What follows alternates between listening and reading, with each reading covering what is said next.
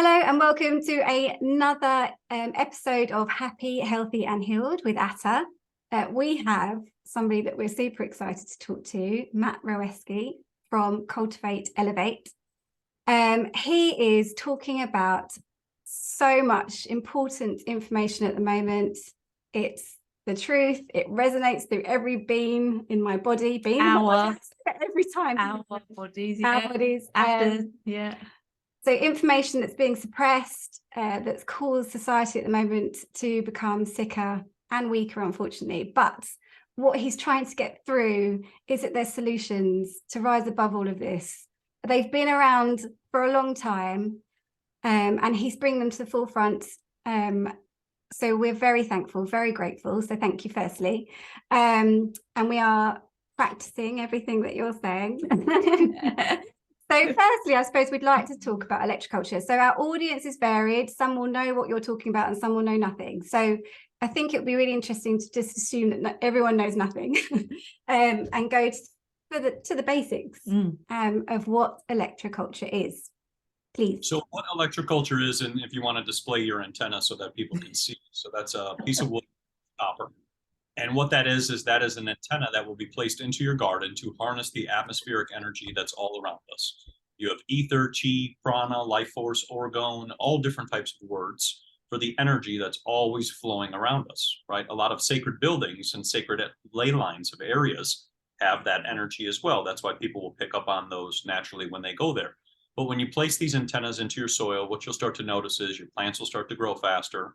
They'll start to you'll start to yield more. They'll become frost resistant. They become heat resistant. They also start to notice more bumblebees, more butterflies, more pollinators, birds, more people. I have more deer, all different types of animals. Their cats sit next to them. Their dogs sit next to them, because what you're doing is you're elevating your terrain, right, with those antennas. And when we look at a lot, especially by you guys, all the stuff with in the UK. You have a lot of cathedrals, a lot of sacred buildings. They have antennas all at the top.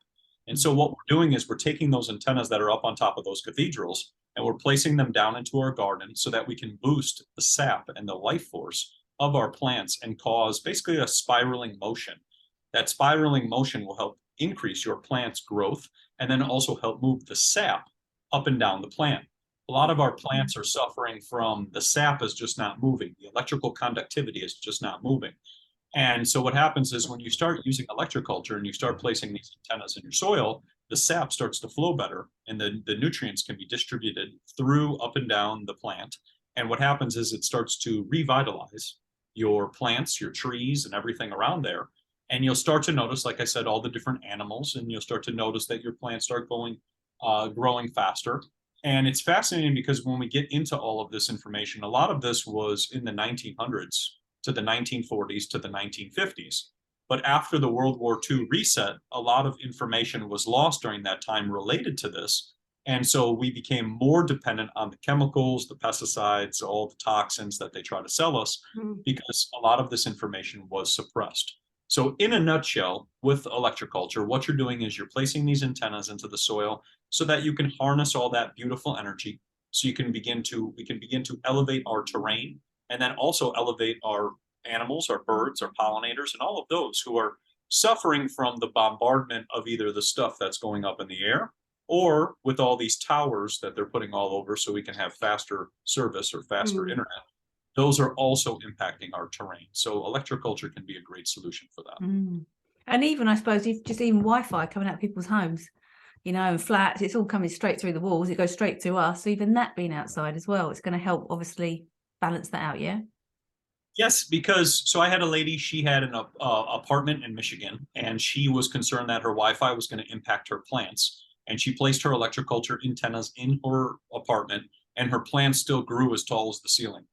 So it was still remarkable. And yes, that's the other thing. The Wi-Fi is a really big one because if you go on like PubMed, right? Everybody knows PubMed. If you go on there and you look at all the studies related to Wi-Fi and bees, right? They're impacting the bees. The bees are confused where to go, right? Their GPS in their brain is basically being altered by all these frequencies. Same with the birds, right?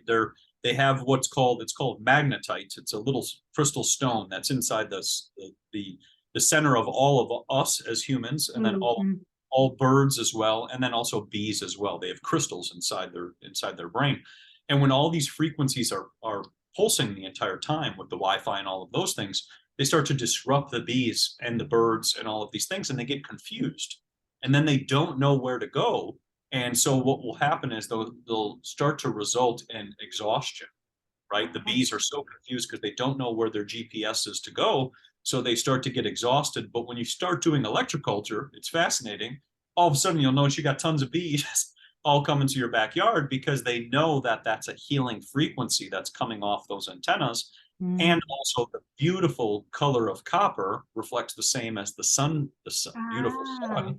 So you're giving that beautiful like an attractor. See, that really fascinates me, the color side of it. Obviously, everything's a frequency, but I love that because we listened to you say about obviously the cloud coverage at the moment. It's blocking out some of that important spectrum of light, and how some of these stones that you could put on top of your sticks could then project those colors. And I love that idea. It's so important. Oh, so important. Actually, I think about it because we sell this thing called a photonic, and it uses diamagnetic material, and it puts it into a right hand rotation, so it's naturally sort of, I suppose, moves and harmonizes frequencies. So I've noticed since I've got mine, I mean, our garden is buzzing with wildlife. It's ridiculous, to the point where this guy came around the other day and he said, your garden is alive. He said, I go to gardens these days and there's absolutely nothing. There's not even an ant, you know, whereas, you know, it's such simple crazy. things, yeah. And the bird song. So tell us about the bird song. So in relation to what you were speaking about with your garden, just on that topic real quick. So if you look at a lot of the old cathedrals and all of the buildings, they used to have antennas on top, which look like lightning rods or different types of antennas and things like that. And they would run a piece of copper down into their garden next door to it.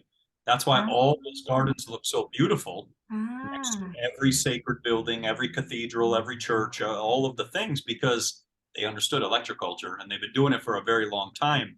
They just never spoke about it. So that's what's attracting, like you were just saying, all of those beautiful things to your garden. But as for the bird sounds, this is a fascinating one. So when they pulled the whole 1950s DDT is good for me nonsense, and everybody was going around spraying DDT all over everything and their grandmas and their cows and all those things at the same time, what happened is it impacted a lot of birds. And the bird sounds are very crucial for gardening. So when the bird comes around, or when the rooster calls out at 4 a.m., what happens is it allows the plants to open up their stomata, which is basically the cells of the plant, and it begins to open up. And then they get to absorb all the nutrients that is basically around them. So every time when we wake up, there's always like a little, it almost looks like rain on the grass, you know, that little amount of water. When the rooster calls, that rain and all of those nutrients are actually absorbed. So with bird sounds, same exact thing. When the birds come around and they start chirping and they're all having a great time and all of those things, you know, what happens is it actually can increase plant growth. And this was shown by Dorothy Redelack with the Sound of Music and Plants, her book, and then also Dan Carlson and his Sonic Bloom. And you can use bird sounds to increase your yields. And what he would do was he would take a speaker box and play bird sounds, and he would spray a little bit of wine on his plants at the same time, and they would absorb that wine. I wasn't expecting to say that. Why? Because he learned that, you know, the nutrients in wine, I guess, were accelerating the growth of his plants. Right. But when he combined it together with the sound, it just worked, you know, perfectly synergistically. But he was going around and he was spraying, playing bird sounds and everything. Now, this was in the 1970s. So all the people at that time thought he was completely nuts, you know, and they were like, why would we do any of this? We have chemicals and all these things and whatever. But he noticed just tremendous growth. I think he had 15 or 25 pound cabbages, some crazy potatoes the size of my head, whole bunch of stuff. And when you get into that, you know, with that whole DDT push and all of that stuff that occurred, they took out a lot of birds. And as they took out, or as the birds were gone, and we have less birds because of all of this and the frequencies and things like that, then what happens is we become more reliant on the chemical farming. And that's what I started to notice. During the 1900s to the 1970s, there was this big shift. You had all these people who studied energy, understood energy, were using the Earth's energy to garden and heal and do these things. And then as that all kind of got weeded out, then we became more dependent on this chemical practice, which in the end poisons us and then also results in less food. So it doesn't make sense that we use this side when we could just be using this side, which is always around us, right? There was a great quote from this book I read from 1902. They said, he goes, why don't I just use the Earth's energy? It's free. Like, it's all around us. It's everybody's using it. The Earth is using it, you know? So when we think about things like that, it really gets into frequency, vibration. Nikola Tesla, you know, all his work, everything is vibration, everything is frequency. So same thing with when you're using bird sounds and combining them with electroculture, you're upping the frequency. And then if you have, for example, pests, because a lot of people go, oh, I got a lot of pests. You can actually use bat sounds, which is the opposite, and it'll actually basically make the moths and all the things that are trying to eat your plants go away, because a lot of the times pests are only coming around to clean up what is incorrect. But if you're having, for example, a lot of moths and a lot of things that are trying to eat everything, you can play bat sounds and you can actually get them to go away. And you don't have to spray anything. You don't have to do anything with chemicals and anything. There's so many natural ways of just using sounds, copper, you know, and other different natural ways of elevating your gardens without doing any of this weird stuff that we do now that doesn't make any sense. I think it was because we talked about Jack before we got onto the call, but ages ago I remember having a conversation with Jack, and he said that there's this process where you get some piping and you fill it with volcanic rock with the copper all the way through, and then the copper sort of antenna at the top. But within that volcanic rock, you can put herbs or an essence that then the pests wouldn't like, and it will project the frequency of that across the farm or wherever you want. And they used to do that across huge farms to eradicate pests, which I think is amazing. Just if you've got any comments on that. That's a statement. The cosmic pipe. That's what that was called. The cosmic. What's it called? Cosmic pipe. So COSMIC pipe. And that was created 1960s ish. That was with they used PVC at that time, but you could use terracotta clay. But they stamped it with quartz, and they would put all this quartz in there, and then they would pour a couple drops of, for example, essential oils on there, or they would get the bug that, for example, is like flying around and eating everything, and they would place that bug on top of the quartz. Oh, wow. And made a frequency to the rest of the bugs for them to go away. So there's all these ways, like you were just saying, of just doing things naturally, and it will just send signals to the earth. And then with what you were describing too, they have things called basalt. They're called power towers. And that was the work of Philip Callahan and all of his Celtic Irish round towers.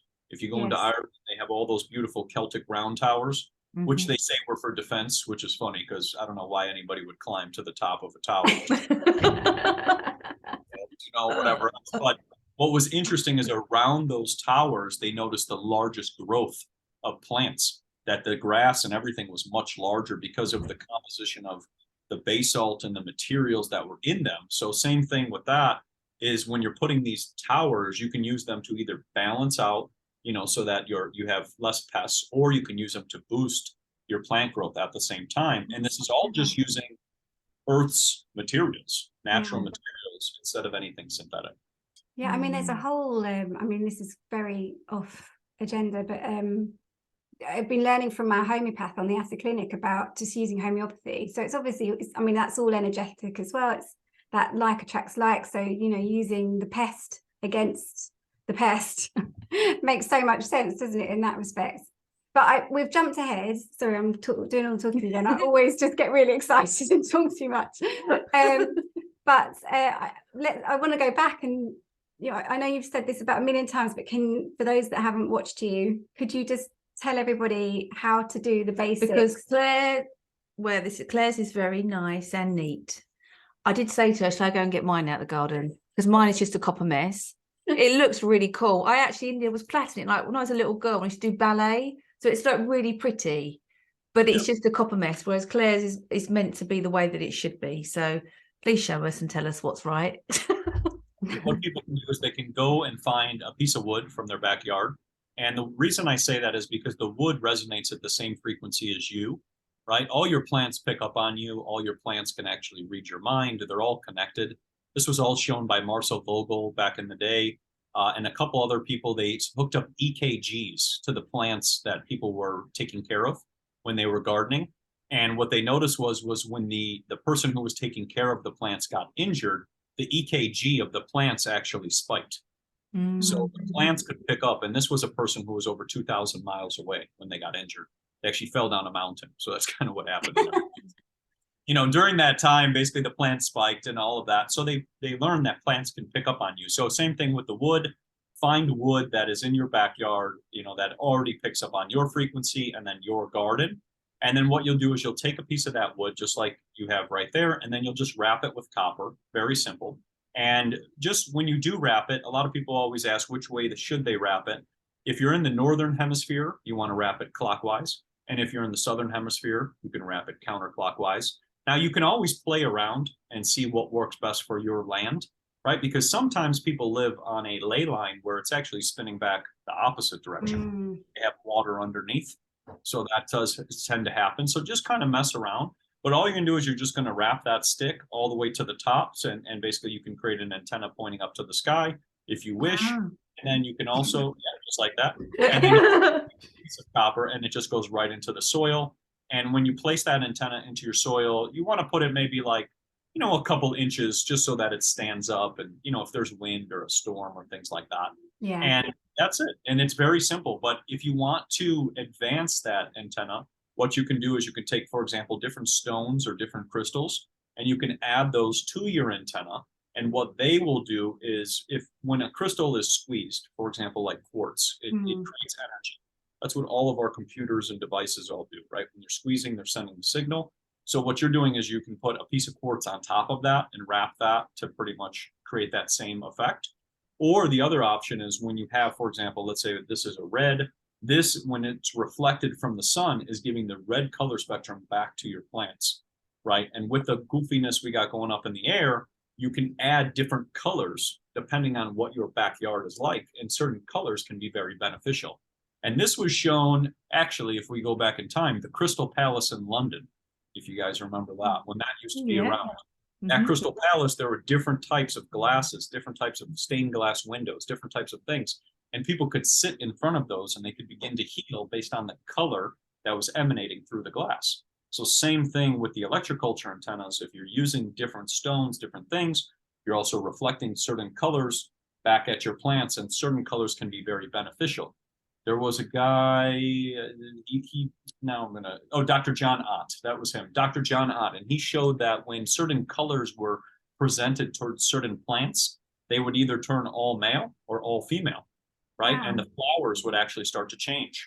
So, you know, there's a lot with color spectrum in which can be experimented with. And that's why I love all this. It's experiments and it's creativity and it's all these fun things. But there's a lot in which you can add to also elevate your electroculture experience and then, you know, your antennas as well. Yeah.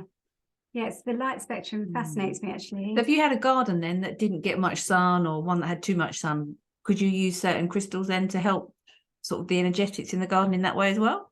Of course. So think of, like, you know, as the antenna she's holding looks kind of like a staff, right? So when the sun goes and beams through, so let's just go with this copper just to make it simple. When the sun goes and beams through, now what will happen is you'll start to see like almost like a halo around, you know, whichever color stone or quartz it may be. And then that will reflect and then go back out at all your different plants in all different directions. So, cool. Go on, carry on. So based on that, so if I was to have, like, based on this staff or stick, what would this cover? How many of these would I need within like a bed? Would you just need one? I was just say, so on average, a 6-foot antenna or 2 meters antenna would cover about 225 square feet. But as it moves out farther, right, it'll get a little bit less. But what I've noticed is, which is interesting, is I have people who have animals coming from a very far distance, like appearing. My buddy had a bear yesterday in his ears and things and whatever. And he's like, honestly, ever since I put these here, now they're coming around. But I think it's because it's much larger. And, you know, visually, I try to give a number, but I think it's much larger than what it actually is. Because when you start having, for example, that my buddy in Australia had these blue bumblebees start coming around. Wow. He's like, I've never seen these ever, ever, ever. And I've been living here for, I think it was 32 years. And he's like, I've never seen one. You know, so the question is how far out is it reaching? Yeah. And you know what we can't see, you know, and that's that spectrum of light in which we don't pick up, right? Yeah. UV, infrared. That's also what's coming from these antennas. That's what the insects are also, and these things are picking up on, the different color spectrum. So for a general idea, you know, usually about a 6 foot or 2 meter antenna will cover pretty much your backyard. But sometimes I've had people just place them all over, and they've had great success doing that, or they've ran from their basic antenna, they've ran copper through the soil to other areas, right, in other directions, so that they could cover a larger square footage. So like a grid system underneath the ground. Yes, yes, Oh, and you can do interesting. that with sacred geometry too, if you want to mimic that. And I tell people, you know, you can have, for example, an antenna in the center. You could run out a triangle if you want to do it based on the certain degrees, a triangle this way, and then a triangle going that way, right? And then that will create sacred geometry within the soil, but then it will also cover multiple angles at the same time.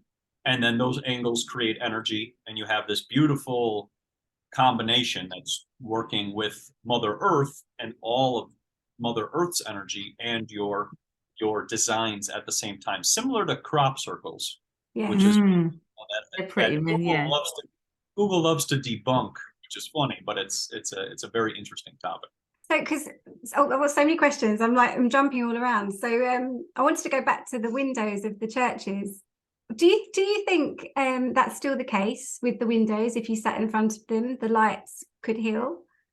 So with a lot of you would have to find some of the original ones, but the older ones that are still intact, just like the ones with pipe organs, right? Those would be the best ones to be in. But the lighting, the color spectrum, yes, that's why people used to put those little stained glass window figurines in all their windows. You remember they were like sticky ones, and they would stick to whatever, because that's what it was bringing in, different color spectrums. And what's interesting is when you look at like quartz, right? Quartz is the only type of material that can allow UV to go through, versus when we have all these windows, then we don't allow UV to go through. So it's fascinating because we've inverted a lot of things related to the color spectrum, and that UV spectrum is so healing. So now imagine you take, for example, some red crystal or some blue crystal or green crystal, whatever it may be, you place that in front of you, in front of the sun. Now it's emanating onto you, similar to like whatever color clothes you are wearing, right? Those this color that you've chosen for the day is basically picking up on the frequency of your mood, right? That's so much for me then, is it? I'm known within my circle as friends of being the muted goddess, they call me, because I don't know what it is. I've got some blue on today, but crystal or whatever, but apart from that, so I wonder what that means about me. But you wear a lot of white. I wear a lot of white and a lot of beige and a lot of black. It's funny, isn't it, though, what we can be and I was going to say, it depends on your mood for that day. Black will be very dimming, right? There's not much energy can transfer through black, right? So that's why it's interesting when you look back in the past too, even the times in the Crystal Palace and all those times, everybody was wearing black, which is kind of odd to think. Yeah, you think of all the old photos, they are them old costumes you see with the umbrellas that they used to have as well. Yes. So, you know, color spectrum is very interesting because a lot of things, like I said, they portray there's this aura, this essence that comes from color, and you know, based on the colors in which we're wearing, depict a lot of those things. But it is very fascinating, the healing. But yes, if you went into, as we were originally saying, a lot of these cathedrals with the stained glass windows, you can then begin to heal based on that color. The other thing that was fascinating with those stained glass windows is whatever the design was on the stained glass window, if you sat in that cathedral, the water in your body would take on that image. And they showed this with different experiments where they would put certain microscopes over the water, and the water would then take on that image of whatever was up in the cathedral. So So I watched this experiment once where they recorded the white noise in a cathedral, and then they took the white noise away, ramped up the volume, and put it over a somatics plate. And Yes. the somatic pattern, you probably know what this somatic pattern was the same as the window pattern on the cathedral. And you're just like, I mean, it just blows me away like this. I can't wait to see what we're all living in 10 years' time or 20 years' time, or whatever it is. Like, yeah, hopefully back on the earth, it should be. I was going to say it'll be a different place, that's for sure. Yeah, crystal geometric. But I've got structures. something to go back to as well. When you were saying about the things with the earth, I did hear you saying also that you sing mantras, you sing as well. It reminded me of sort of sound frequency as well, and how Nikki, one of our good friends, she plays the alchemy bowls, the beautiful ones that are in, you know, with all the beautiful crystals and the platinums and the golds, and they are proven to go for miles and miles. And that, again, it's just reminded me about the frequency and the sound. When it goes out of our pitch, doesn't mean to say that it's still not moving, does it? But the question I do have, what are your mantras? I've never, all the things I've listened and watched you talk about, I was like, well, what are your mantras? What do you sing?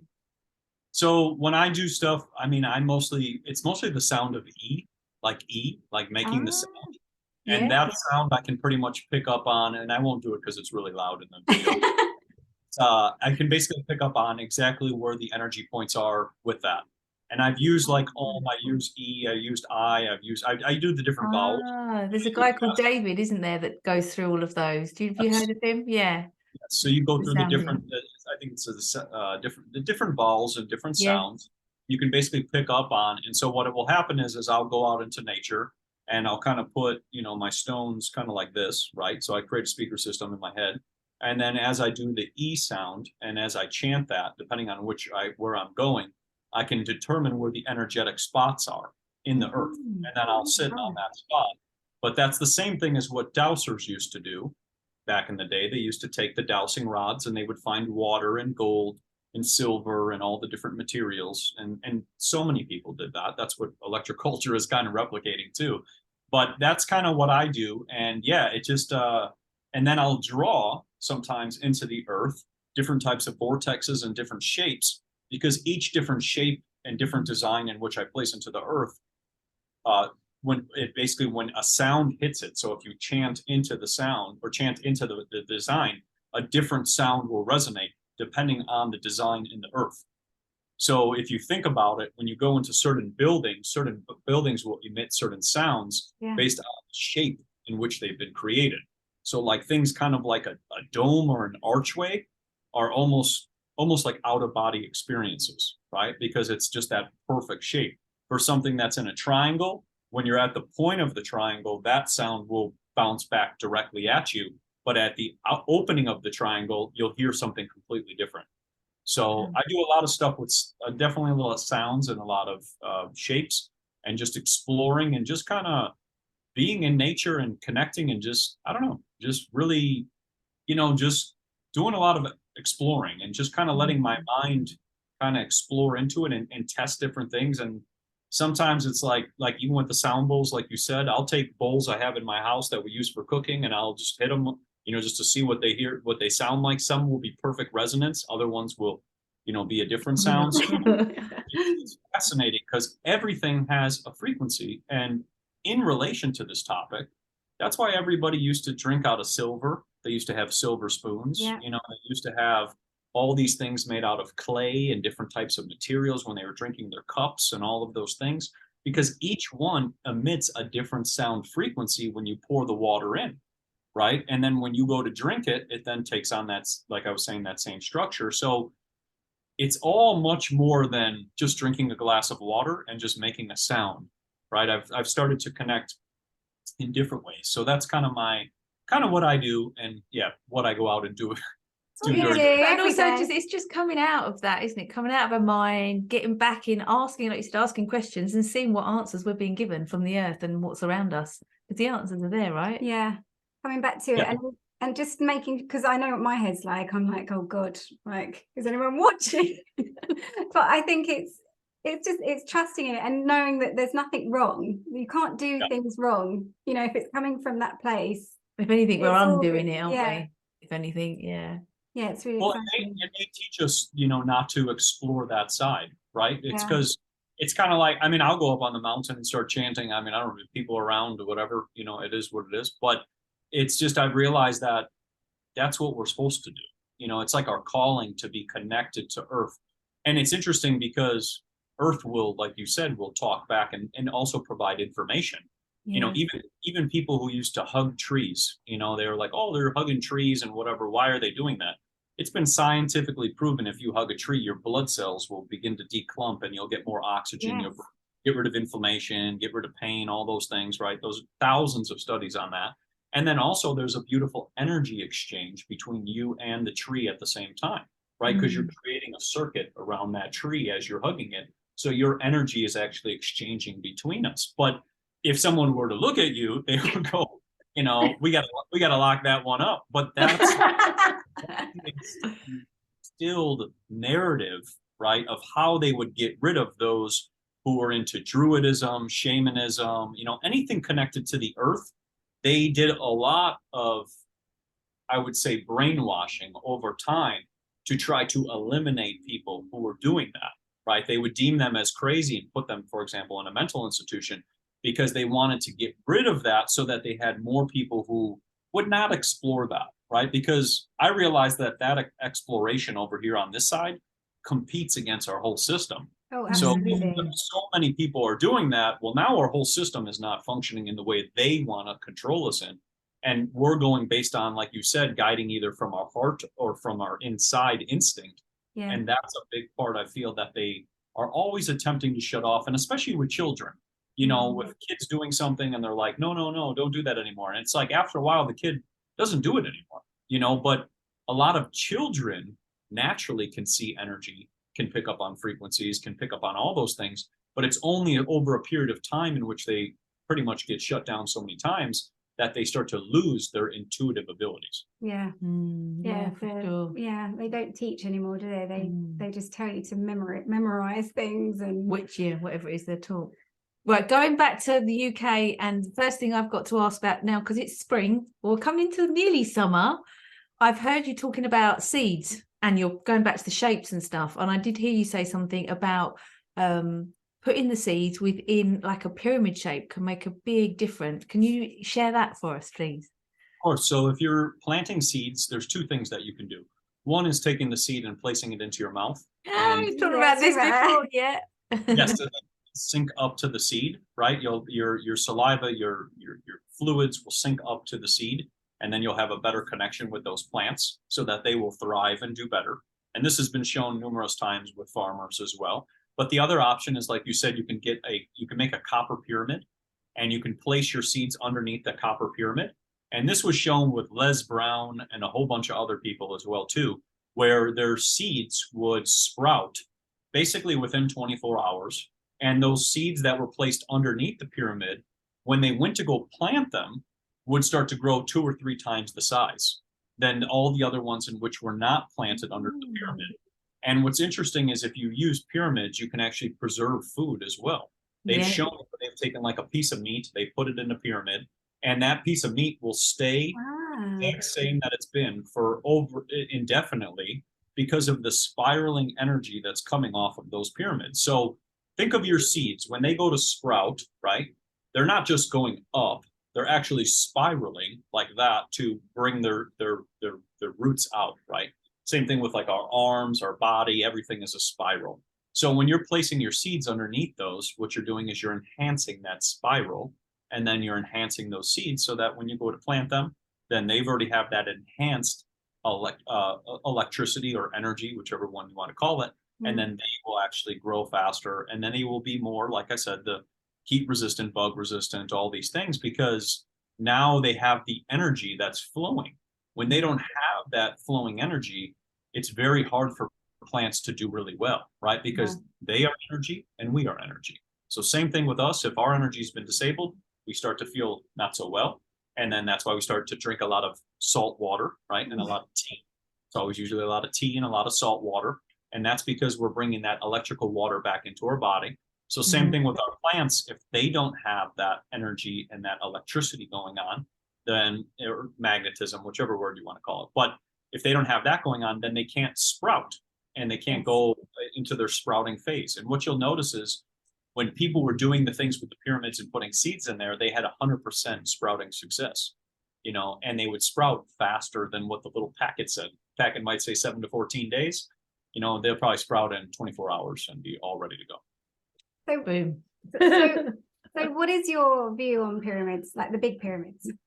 So I don't believe that anybody was using ropes and carrying them around and making blocks and whatever, you know. It just doesn't seem believable, you know, especially when you look at the just, you know, the easiest way to say is when you look at the grand scale of the size and the magnitude of these buildings, and then the materials that they used, right? Like if you go into like the Bosnian pyramids, which I highly recommend everybody look into, but you know, Samir is doing a great job with all of that. But with the pyramids, I believe that there's a combination of things. They can be used to heal, right? They can be used to preserve food. They can also be used to gather energy. They can be used to produce energy. They can also be used as communication devices between each other, right? Like almost like points of the earth in which people would communicate, like a telephone, but you can send signals, you know. And they were also, I think, used to balance the areas, because they were built on specific ley lines. When you look at all of these things, they knew exactly where to build them. But, you know, it goes much more into the energy, the vibration, the frequency, and then also the materials that they used, which I think was really fascinating. They used different types of cements and quartz. And when quartz is squeezed, it creates energy too. Right? And then the hardness of these blocks, we can't even replicate. You know, we have no idea how to even replicate, and we can't even move them. I saw this one big block, I think it was in the Middle East, they're trying to move it out or whatever. They can't even get it out of the earth. Or they don't want to get it out of the earth because it's going to kind of show some stuff that doesn't add up to the narrative. But a lot of the focus is always on Giza and Egypt, and that's all they talk about. But I've realized through my research, there's about 2,000 pyramids on the earth. Yes. And, you know, saying that just, you know, one group of people was building them doesn't make a lot of sense when these are found all over the world. And the architecture is the exact same in every single place. You know, so if they were doing it with a rope and a pulley and whatever, how do we explain places where, let's say, according to the history we've been told, the population was very, very low, right? Egypt, they say the population was higher. But let's go out into the middle of like the jungles, right, in South America, where there was maybe, as they say, only a couple thousand people. How did they do it then, right? They didn't have all those people.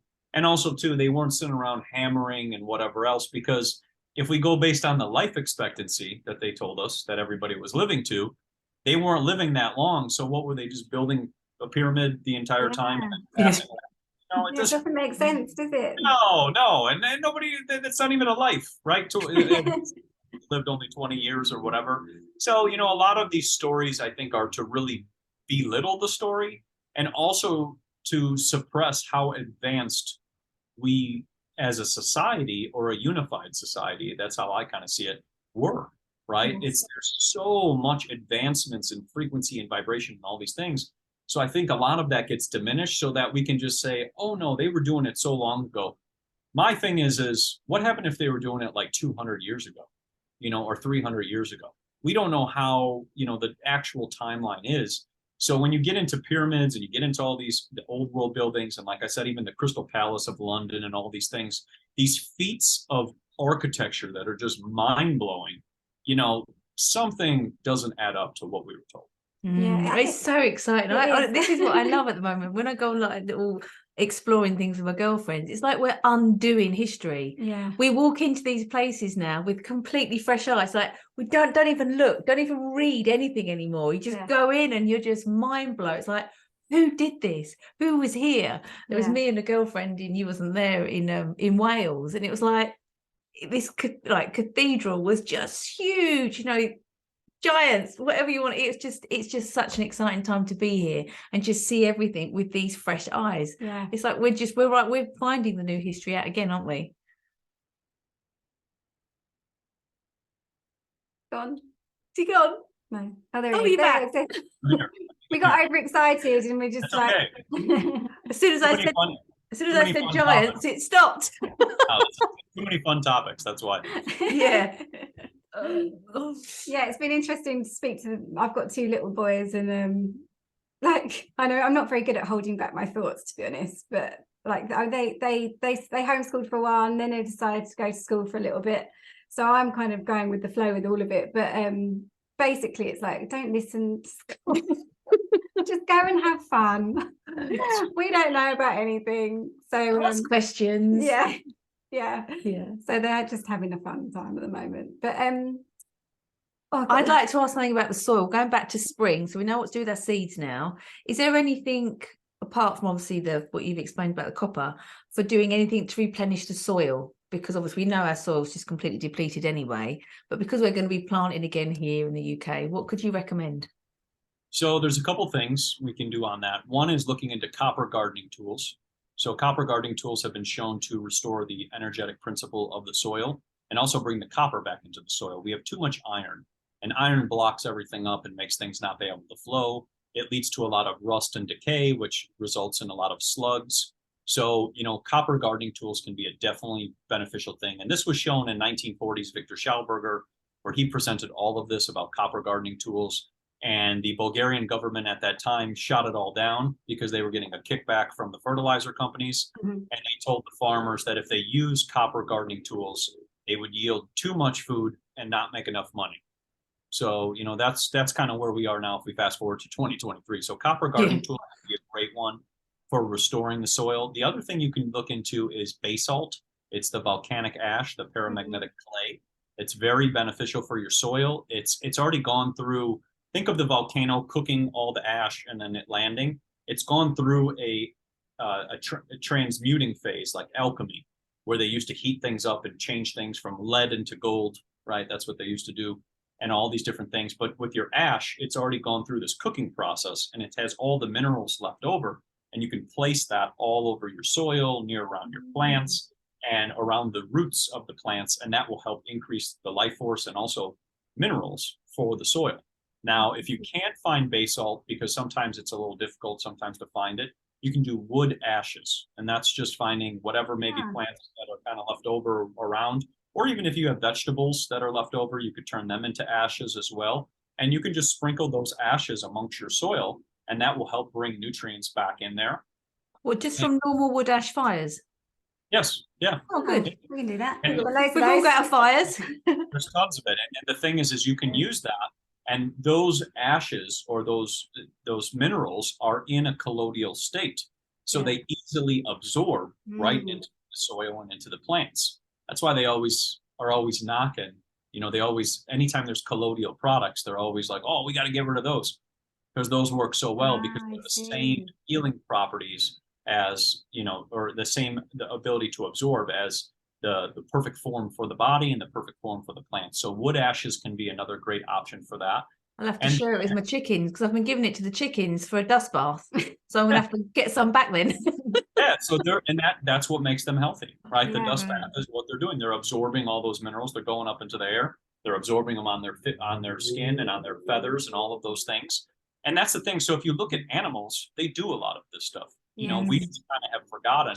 And then if somebody wants to take it to a step further, they can look into Steiner prep, which is from the 1900s with Rudolf Steiner, where he actually used to take cow horns and he would fill them with manure and he would fill them with quartz and he would place them into the earth, for example, in the wintertime, so that when the sun would go to hit them and then they would begin to squeeze, they would create energy, and that energy would help the soil move things about and those minerals to go about.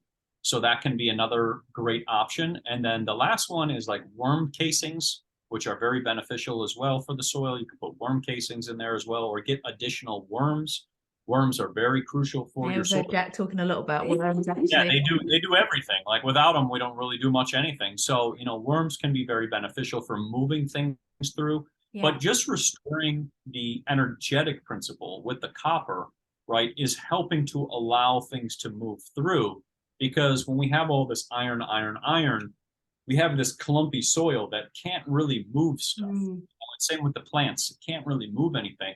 So when we start restoring that energetic principle too, everything can flow again. right, through the roots and those things. So those would be, I would say, some of the top ways to mineralize your soil and bring back the longevity of Yeah, your it's interesting actually, because I've found loads of places to buy copper tools and various other things. So I'm going to link them underneath this podcast. But it's interesting because I studied, before I even knew about electroculture, I was putting copper sulfate, just the blue powder, into the soil, because I'd studied, I don't know if you know about Morley Robbins, and they're talking a lot about copper and iron, and how, I mean, there's people sort of walk around with the sort of brown patches on their skin, but it's just rust, you know, because we're being fed iron in a very unbioavailable way, and it's sitting in our tissues and it's rusting because we're the same, you know. So it clicks so well because of that understanding of, you know, iron. Yes, of course we need iron, but it's just so imbalanced at the moment. It's we're fed it, I think it's 1 milligram a day you need of a bioavailable iron, which is so minute. And I think we're probably getting 30 milligrams a day, like kids having cereal and bread that's all fortified. So yeah, it's crazy actually. There's a lot of healing to do, but it, like you said, it can all be done. There's so much hope, which I absolutely love. And we're hearing it every day, aren't we? We're on a real journey at the moment of undoing everything, of undoing and learning, and everything resonates at the moment. It's just like, well, anyway, it's very exciting. Sorry, that's my little rant. But there's so much to talk about. I don't know how we are for time. I would like to talk first. One of the last things I listened to, you was writing a book. Is that book finished yet? The book is in the works right now. I've been lots of podcasts and explaining. We keep taking up your time. All the information, but yes, I'm working on it. I put together all the table of contents, everything. I've been putting together pictures too, because I want to show all the displays of pictures with the animals and the plants and all of those things. So it's taken a little bit longer because I wanted to put everything in there, so it doesn't just show, you know, just what electroculture is. I want to be able to also display it as well. But yeah, I'm working on that, and I should have that launched very soon. It's been putting together a collage so that it's all in a nice, simple, very easy to understand presentation, but also shows the results that people are having too, so people can see the differences of just simply placing some antennas into their soil and how much different it is. And now, since it is the summer season and people are planting, I mean, we get so many messages of animals, plants, gardens, everything. And yeah, so I'm trying to put all those now into the book so that it can be shown as well. It is amazing. And to have a book is just that, even that is a bigger connection as well, isn't it? To have that, because as we know, books are quite sparse with real information in these days. Yeah. So well, to have a book with that in. Yeah, I was going to say, we used to sit and read the books. You know, we had a candle, or we had the sun going down and the beautiful frequency, right? Our eyes are registering it very differently. You know, with a lot of our technology, we use it, but we forget that we're using it because of the waves that are being created while we use it, right? A lot of alpha waves come off of our technology. So it actually causes us to have memory loss while we're using it. So that's, you know, with reading a book and absorbing it and seeing it in pictures too, right? Because pictures kind of help illustrate the mind and things like that. It's like, that's what we were all doing. And I always advocate so many people just to look into books. You know, that's where I found so much research of things that just, even these books I just recently got from 1902, and they were showing, this was crazy. They showed the Crystal Palace in there, and they said that they just temporarily built it just for fun. Yeah, I've heard that actually. Yeah. And then they just decided one day to get rid of it. But it's like, you're telling me you used, I don't know, 10 million pounds of steel and quartz for fun. Nobody does that. Nobody does that. Like, it clearly in the book, like, you're obviously trying to deceive me. But you know, it's interesting when you go into these books, you kind of get different pictures and different ways of seeing things, because Google and our internet will show us one way it wants to perceive everything, but these books will show us a very different thing. And even if it is not 100% correct in the book, it allows the mind to kind of open up and see it from a different way. you know, because even just seeing the pictures and all of the stuff, it's remarkable. But then to say you just built it for fun, like, no, you didn't. Because before in the book, they said how they couldn't even build these buildings because they were so large that they would fall through the ground. Yeah. So then it's like, so then how did you build that one? Right? Like things that just don't, all these things that start to add up, you know, and then you get into all these different ages, which was, as you were talking about, the steel and all this iron. Yeah. And like to actually create iron is very difficult. Like it's actually it's super hard to do. So it doesn't even make sense why we use it. But in the meantime, we got rid of the bronze, we got rid of the copper, we got rid of the gold, the silver, the brass, you know, all those other materials that we used to use, clays and ceramics and those things. And we've replaced it all with one specific thing, which is iron. And then now we have this abundance of iron. But when you get into these books, it just shows a different perspective of seeing things. Yes, must read more. There's a guy that we follow actually. Is it Archaics who gets all the books? You obviously know him, but just to watch some of his, I dip in and I dip out. But some of the books that he manages to get his hands on, it just blows your mind, doesn't it? Yeah. And before we sign off, let's just talk about just a couple of your mushrooms. You've got an incredible range, but can we please just talk a little bit about Dragon's Blood and a little bit about Pearl, because they're just so beautiful, and I really hope that we can sell them on Atta. So with our Dragon's Blood, it is the ancient tree sap from the Draco tree, and on the auric value, which is the antioxidant score, it's almost 3 million. So if you look at blueberries, they're about 10,000. If you look at chaga, it's about 50,000. Dragon's Blood is 3 million. So it's pretty much off the charts. If a person's suffering from any type of skin issue, you know, maybe a gut issue, brain fog, things like that, Dragon's Blood can work wonders. There's even studies. It's actually one of the most studied plants on the planet, according to the studies. But it has shown that when a person places Dragon's Blood on the skin or eats it as well, within 72 hours, wounds completely heal. And compared to the placebo or the control, which was about 14 to 16 days.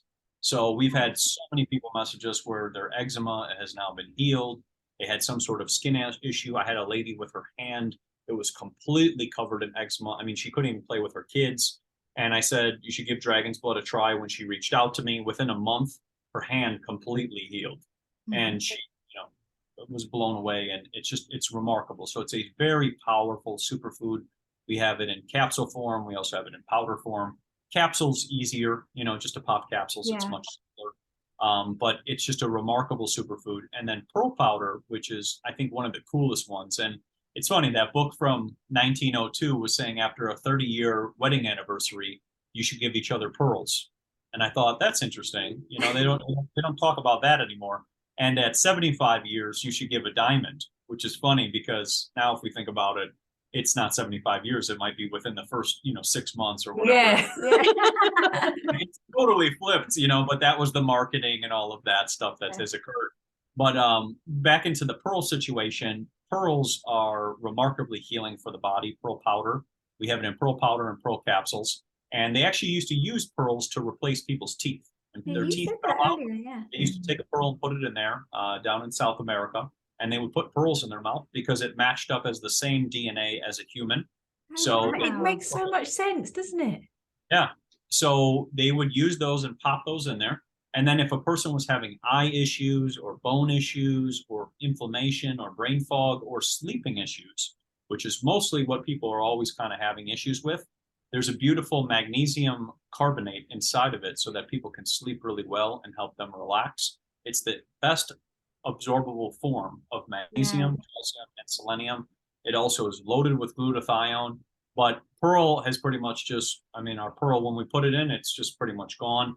But it's remarkable for healing on just multiple different pathways. And all of our products, when I create things, I'm trying to heal certain pathways, right? I don't just look at things as, I need to eat, right?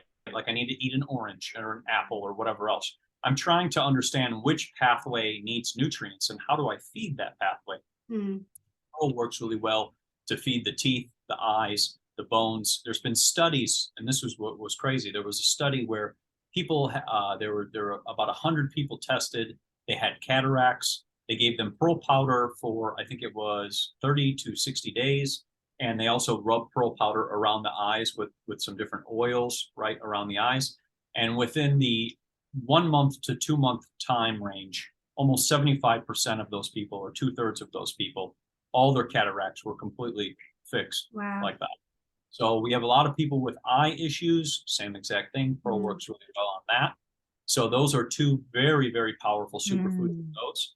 And then as we move into some of different our mushrooms and shilajit, I can just recap those real simple. But we have a lot of different mushrooms. We have a 6-mix blend, and we have all these different mushrooms to basically heal different pathways. So like lion's mane is great for the brain. Reishi is great for central nervous system. Tremella is great for your skin. Cordyceps is great at feeding the lungs, right? A lot of people have a lot of breathing issues. Cordyceps works real well for that.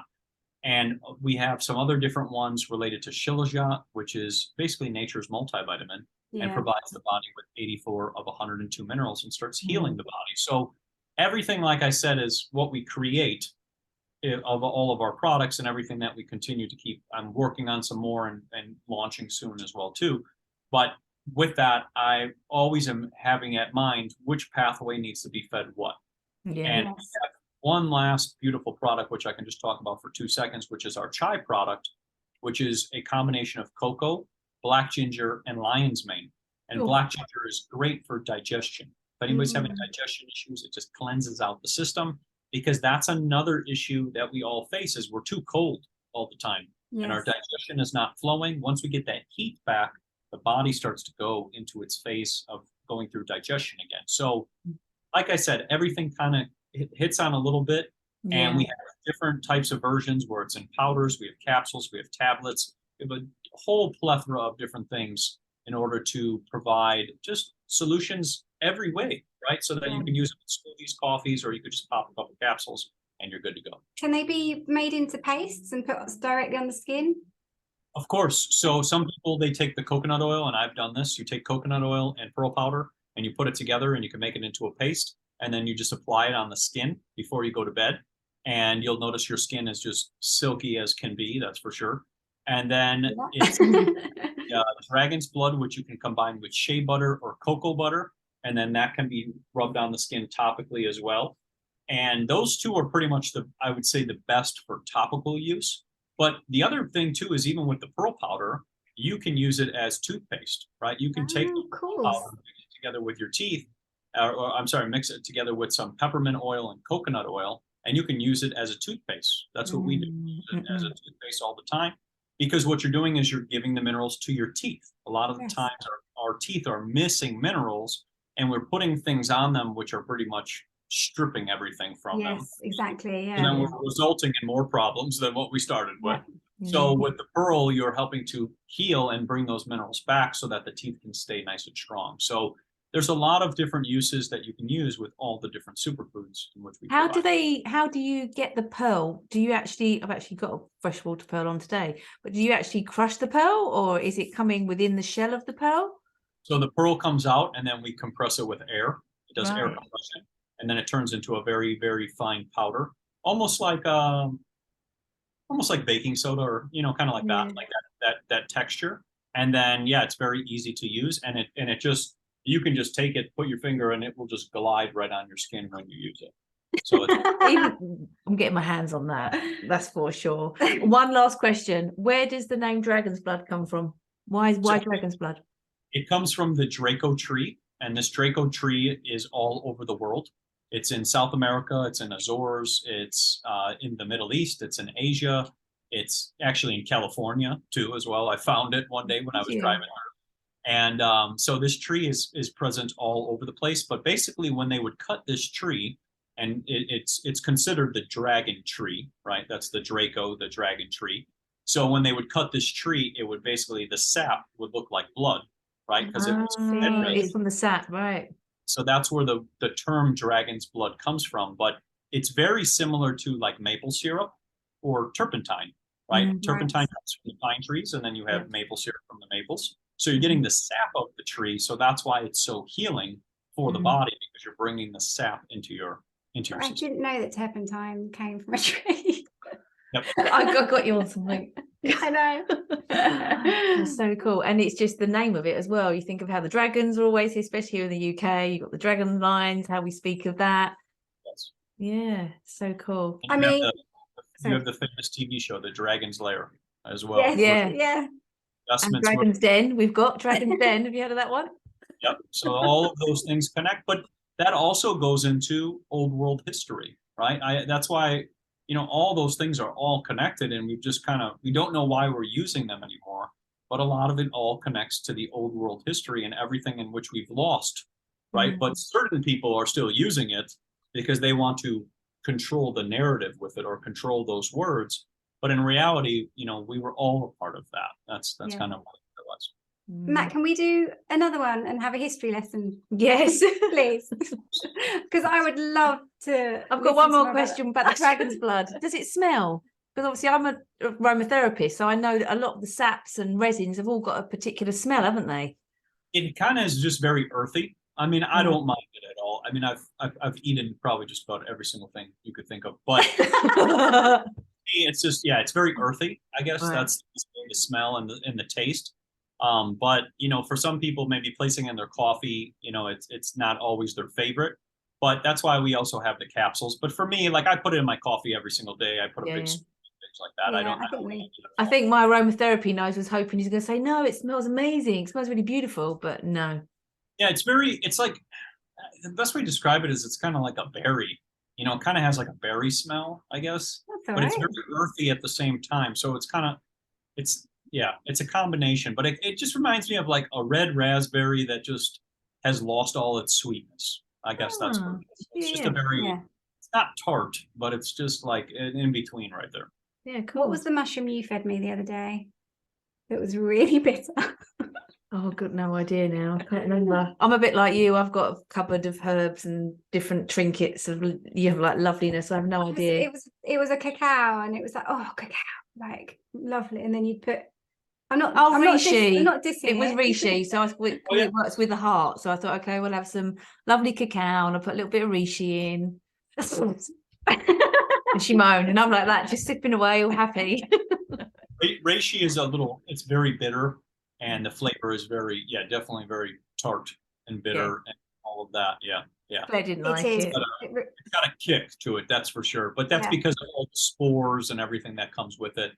But like for example, lion's mane, on the other hand, tastes like peanut butter. So it's interesting now. It's interesting too when you get into these different superfoods how certain things taste almost exactly like other parts or other foods in which we consume. So that takes it to another whole level of the ways we could be cooking and flavoring all these different things we could be using rather than just our traditional, apples and potatoes and steaks and whatever, just very, very basic. Well, I quite like apples and potatoes. Yeah, I know. I know that this little brew here is lemons, cinnamon, raw ginger, and raw turmeric. Yeah, that's my new favorite. So yeah, I'm always trying new things. You are shining. Anyway, we'll leave you because we could keep chatting forever. You're just awesome. Thank you so much for your time. Keep sharing because the world needs more Matt. Yeah. It does. If anybody wants to find us, they can find us on cultivateelevate.com. We have all of our information and then some. And we have, I try to put all up our links will be below as well. Yeah, So I'll try to put it out there, but people can find us on there, and we have so many blogs and information related to electroculture and the pages. And I try to keep putting out YouTube videos and more stuff on it. There's everything I learn, I keep trying to put it out there. So yes, thank you for having me on. Yeah, it's amazing. We will share it. Thank you so much. Absolute pleasure. Thank you so much. Thank you. Thanks. Bye. See you guys next time.